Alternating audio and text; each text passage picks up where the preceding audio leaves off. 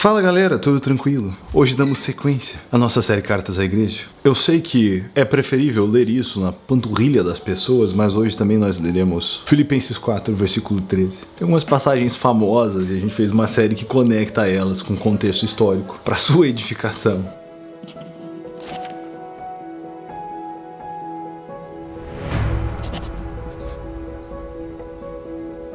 Leamos hoje então Filipenses capítulo 4, começando no versículo 1. Portanto, meus irmãos, amados e muito saudosos, minha alegria e coroa, sim, amados, permanecei deste modo, firmes no Senhor. Que é bom ficar firme no Senhor, né? Rogo a Evódia e rogo a Sintique que pensem concordamente, ou de acordo, no Senhor. A ti, fiel companheiro de julgo, também peço que as auxilies, pois juntas se esforçam comigo no Evangelho, também com Clemente e com os demais cooperadores meus, cujos nomes se contam no livro da vida. Alegrai-vos sempre no Senhor, outra vez digo, alegrai-vos, seja a vossa moderação conhecida de todos os homens. Interessante ouvir isso logo depois dele falar dos falsos mestres, cujo Deus é o próprio ventre. Ele fala da sobriedade necessária aos cristãos. Seja a vossa moderação conhecida de todos os homens, perto está o Senhor. Não andeis ansiosos de coisa alguma, em tudo, porém, sejam conhecidas diante de Deus as vossas petições, pela oração e pela súplica com ação de graças, e a paz de Deus, que excede todo entendimento, guardará o vosso coração e a vossa mente em Cristo Jesus. Vamos pausar muita coisa, pra gente conversar sobre aqui. Primeiro, antes de falarmos de ansiedade, a gente precisa só falar sobre isso aqui. Seja a vossa moderação conhecida por todos. Você já pensou que ser cristão implica que nós devemos tratar com valor as demais áreas da vida e por isso seríamos pessoas conhecidas por nossa moderação? Quer dizer, eu devo desejar que quando os meus amigos pensem no Israel, eles pensem numa pessoa disciplinada, uma pessoa de sobremodo moderada em todas as coisas. E isso deve ser verdade sobre nossas vidas. Agora, permita-me falar sobre a ansiedade. Essa passagem aqui, ela é crucial, indispensável para todo mundo, que está caminhando com Jesus no dia de hoje. Porque assim, obviamente, como você pode perceber, a ansiedade sempre existiu, mas algo sobre o nosso estilo de vida acelerado, cronicamente online, constante roots com o resto do mundo, faz com que a nossa ansiedade seja um pouquinho agravada. Existe um estudo sério sobre isso. No livro O Fim da Ansiedade, de Max Lucado, ele traz algumas estatísticas que são interessantes, porém preocupantes também. Existe um estudo que mostra que a criança, em média, de hoje em dia, ela exibe o mesmo nível de ansiedade que o paciente psiquiátrico da década de 50. Quer dizer, em 1950, o que era comum, assim, a pessoa tá tão ansiosa que ela ia ser internada ou medicada, é a ansiedade que se encontra nas nossas crianças. Também, já viu o jeito que estão crescendo algumas das nossas crianças. E, sem falar que a indústria de calmantes e medicação contra a ansiedade é um negócio que tem crescido pra caramba. Talvez porque não deu nem 9 da manhã e sua tia já mandou no grupo da família no WhatsApp 3 notícias de tragédia. Independente do motivo, o ponto é, a gente vive em dias ansiosos, chamado muitos especialistas o mal do século. E às vezes eu vejo as pessoas falarem, ou sumonarem, ou invocarem a paz que excede todo entendimento, mas ela tem uma aplicação contextual e, convenhamos. O que essa passagem diz sobre a ansiedade? Primeiro, eu já passei pela situação de que, eu tô me sentindo ansioso, e alguém me falou, mas a Bíblia diz que você não devia estar ansioso por coisa alguma, e de repente eu tava mais ansioso, porque agora eu tava ansioso sobre a ansiedade que eu não devia sentir. Não sei se já aconteceu com alguém ou foi só comigo, mas tudo bem, é importante lembrar da palavra justamente em um momento contra esses, mas a gente normalmente pensa nisso, em Filipenses, o mandamento contra a ansiedade, não andei ansioso por coisa alguma. Agora, não é simplesmente um mandamento contra a ansiedade. Tem mais aqui. Seria uma coisa eu dizer pra você, não se preocupa que você tá com fome. Beleza, você ainda tá com fome, e aí? Mas é outra completamente diferente. Eu falei, não se preocupa com a sua fome, porque nós vamos fazer um churrasquinho. Quer dizer, eu tô, na verdade, falando sobre o motivo pelo qual você não precisa se preocupar com a sua fome. E Filipenses 4, do versículo 6 ao 8, do 6 ao 7, é basicamente isso. É o porquê eu não preciso me preocupar. Na verdade, toda vez que a Bíblia fala que a gente não deve estar ansioso, ela também explica o porquê a gente não precisa estar. E nós já vamos tocar nesse assunto. Mas a Bíblia diz, não andeis ansiosos ansioso por coisa alguma. E eu acho interessante, né, a ideia de andar em ansiedade, porque até certo ponto a ansiedade ela é inevitável, porque ela é uma reação natural, né? A definição, inclusive do dicionário, eu acredito que fala sobre a angústia que é causada em nós em relação à incerteza das coisas. Então eu não sei o que vai acontecer com a situação, logo me desespero. Agora, eu não devo andar com essa ansiedade. E ao invés disso, eu deveria fazer o quê? Eu deveria tornar o pedido, tornar o motivo da minha ansiedade conhecido a Deus através da oração e súplica. E alguém pôs numa camiseta a hora que melhora, mas é meio que a ideia que, ao invés de ficar ansioso sobre aquilo, eu falo com o Senhor, tá? E eu falo com o Senhor como? Com ação de graças. Quer dizer, eu vou trazer o motivo da minha ansiedade diante de Deus, com gratidão no meu coração, sabendo que Deus me ouve e é capaz de fazer algo a respeito, e vai fazer algo a respeito. Se Ele não fizer algo como eu tô pensando, Ele vai fazer algo melhor. E então, ao orar pelos motivos da minha ansiedade com ações de graças, a paz que excede todo entendimento guardará os vossos pensamentos e os vossos corações. Guardará do quê? Da ansiedade.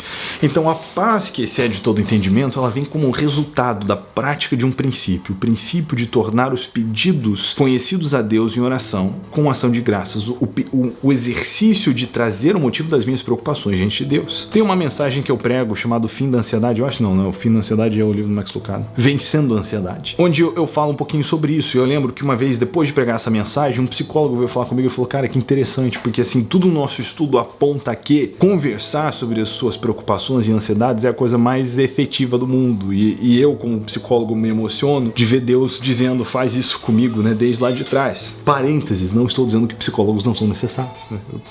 São necessários também. O ponto é que Deus quer que você, né, inclusive o psicólogo, tenha como alguém a quem você lança suas ansiedades. E é justamente o que a Bíblia diz em 1 Pedro 5,7: lance sobre ele toda a sua ansiedade, porque ele tem cuidado de vocês.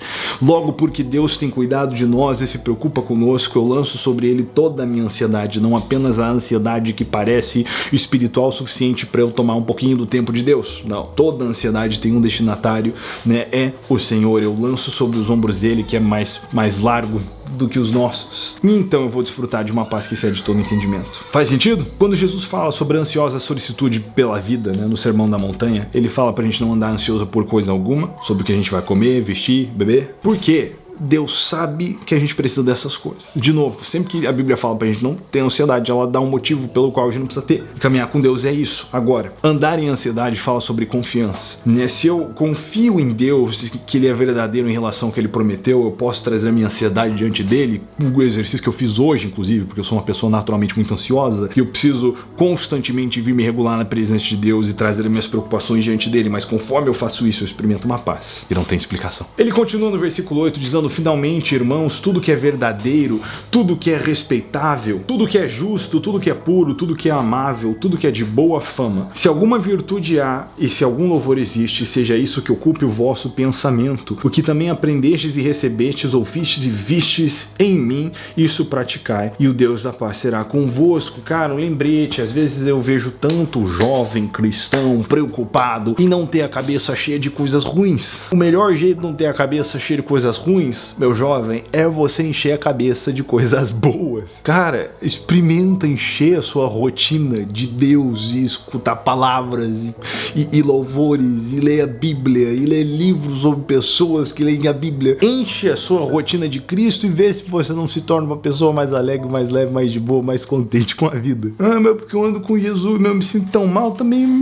quase não vejo Jesus, só de vez em quando. Alegrei-me sobremaneira no Senhor, porque agora mais uma vez renovastes a meu favor o vosso cuidado, o qual também já tinhais antes, mas vos faltava oportunidade. Digo isso não por causa da pobreza, porque aprendi a viver contente em toda e qualquer situação, tanto sei estar humilhado, como também ser honrado. De tudo, em todas as circunstâncias, já tenho experiência, tanto de fartura como de fome, assim de abundância como de escassez. Tudo posso naquele que me fortalece. Todavia fizestes bem, associando-vos à minha tribulação. E sabeis vós, ó Filipenses, que no início do Evangelho, quando parti da Macedônia, nenhuma igreja se associou comigo no tocante a dar e receber, senão unicamente vós outros. Porque até para Tessalônica mandastes não somente uma vez, mas duas o bastante para as minhas necessidades. Não que eu procure o donativo, mas o que realmente me interessa é o fruto que aumente o vosso crédito. Recebi tudo e tenho abundância, estou suprido, desde que Epafrodito me passou às mãos o que me veio da vossa parte como aroma suave, como sacrifício aceitável e aprazível a Deus. E o meu Deus, segundo a sua riqueza em glória, há de suprir em Cristo Jesus cada uma de suas necessidades. Ora,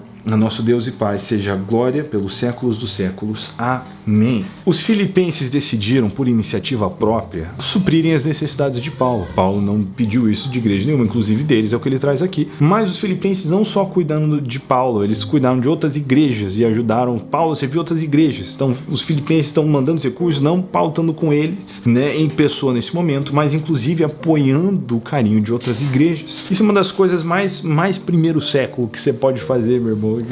Uma das coisas mais lindas, né, que eu vejo são igrejas cuidando de outras igrejas. De maneira que não é imposta sobre as pessoas, isso vem, né, de livre e espontânea vontade da parte deles. Eu acho muito interessante Paulo dizendo para eles, pelo evangelho, eu já comi bem, eu já passei fome, eu já tive fartura e eu já tive faltura, mas eu tudo posso naquele que me fortalece. Eu acho interessante esse versículo às vezes sendo usado, sabe, para situações bem fora de contexto, quando o contexto dele é justamente a disposição de passar por seja lá o que for por conta do evangelho. Seja para passar fome, seja para passar bem. E eu tô escutando choro, vou ver o que aconteceu com as crianças aqui, mas fica por aqui no Filipenses. Eu espero que esse epístolo tenha falado ao seu coração. Com certeza falou muito ao meu coração e eu já vou responder, porque eu normalmente pergunto, né, quando a gente termina uma cartinha, o que mais falou ao seu coração. Eu já vou responder para mim. Mexe muito comigo a questão de considerar os outros mais importantes do que a mim mesmo. Sabe, isso é uma atitude que importa tanto na maneira como a gente trata as pessoas. Tem até aquela história, eu não lembro da história direito, então provavelmente vou estragar a história toda, mas é de um cara que foi entrevistar dois dos melhores pianistas do mundo, ou alguma coisa, que um era o melhor e o outro era o segundo melhor. E aí, quando ele conversa com um, né, eu acho que era o segundo melhor, ele sai de lá e pergunta, e aí, como foi? Ele fala, cara, eu senti que eu tava falando com a pessoa mais importante do mundo. E aí, quando ele saiu, né, da conversa com o primeiro, eu falei, e aí, como foi? Ele falou, nossa, eu me senti a pessoa mais importante do mundo. E o contraste do comportamento é que ele foi arrogante, cheio de si, pomposo, mostrando como ele era o bom, e o outro, né, demonstrou interesse na vida do próprio entrevistador, né, de quem tava conversando com ele. E, cara, sinceramente, eu quero ser esse tipo de amigo para as pessoas, eu quero ser esse tipo de estranho, né, de tratar os outros bem, tratar os outros como importante, tratar os outros como mais importante do que a mim mesmo. Isso que nós aprendemos com Filipenses. Deus abençoe, a gente se vê na próxima cartinha. É nóis! Até a última carta.